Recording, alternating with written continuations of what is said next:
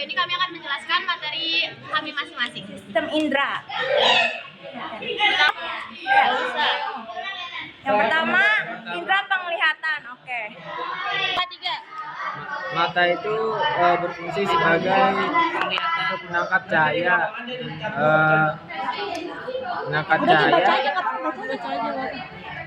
mengubahnya menjadi sinyal saraf yang kemudian dikirim ke otak untuk diterjemahkan sebagai gambar.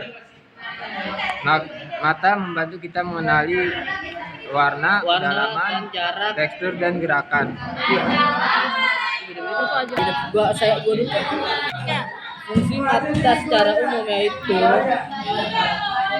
garis besar mata berfungsi sebagai faktor yaitu organ tubuh yang menerima rangsangan cahaya.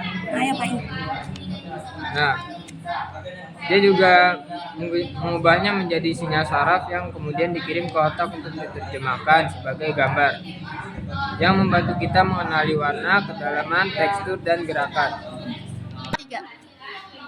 Nah, jadi struktur telinga beserta fungsinya itu yang pertama daun telinga. Jadi daun telinga itu berfungsi menangkap suara dari luar dan mengarahkannya ke saluran telinga. Nah, yang kedua itu ada saluran telinga. Saluran telinga itu berfungsi menyalurkan suara menuju gendang telinga. Nah, yang ketiga adalah gendang telinga. Nah, gendang telinga itu berfungsi menerima getaran suara lalu meneruskannya ke tulang pendengaran. Nah, yang keempat ada tulang pendengaran. Tulang martil. Jadi tulang martil itu berfungsi meneruskan getaran dari gendang telinga ke tulang landasan. Yang kelima itu ada tulang landasan. Dia berfungsi meneruskan getaran suara ke suara sumburdi. Yang kelima ada tulang sumburdi. Itu berfungsi meneruskan getaran ke rumah siput. Nah, sekarang kita masuk ke indera penciuman atau hidung.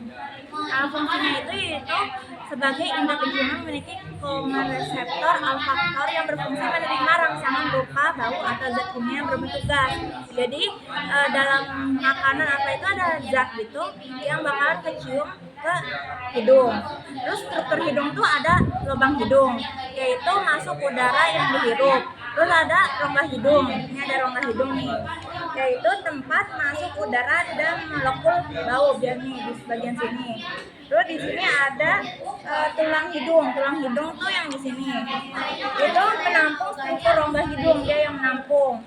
Terus di sini ada mukus. Itu melakukan molekul bau agar bisa dideteksi serta ditangkap baunya. Terus ada rambut olfaktor yang mengubah rangsangan kimia menjadi bau menjadi sinyal listrik. Terus di sini ada juga reseptor olfaktor, itu mengubah rangsangan kimia dari bau menjadi sinyal listrik. Terus selanjutnya ini ada indera peraba. Ini ada indera peraba di sini. Pertama ada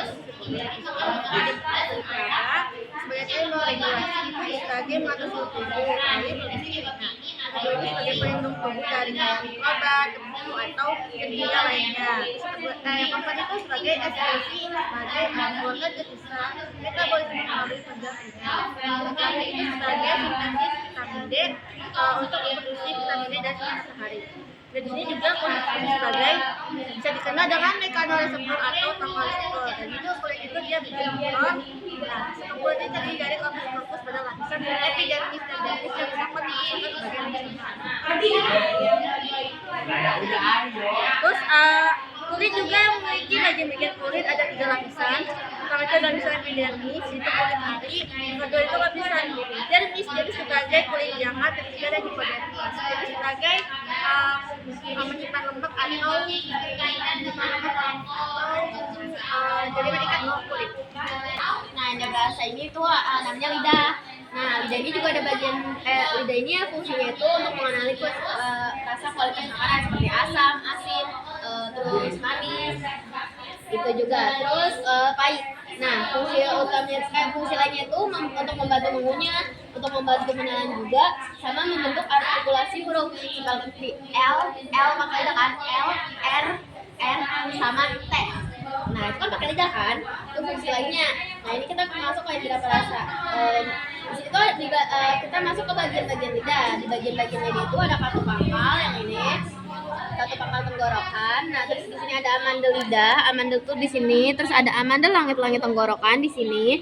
Terus di sini ada jendela buntu, celah ujung, terus sirkumvokalat, papila di sini. Ini yang seperti huruf V di bagian sini. Nah, terus ada celah lidah. Nah, di sini juga ada bagian-bagiannya. Jadi kayak di lidah tuh ada beberapa bagian untuk asin. Jadi kalau semuanya sama lidah, jadi beda-beda bagiannya. Seperti di sini pengecap rasa asam tuh di bagian sini, di bagian yang sini. Terus pengecap rasa asam tuh di bagian sini, di ujung lidah, tapi dia bukan di ujung lidah. Nah, untuk rasa manis dia tuh ada di ujung lidah.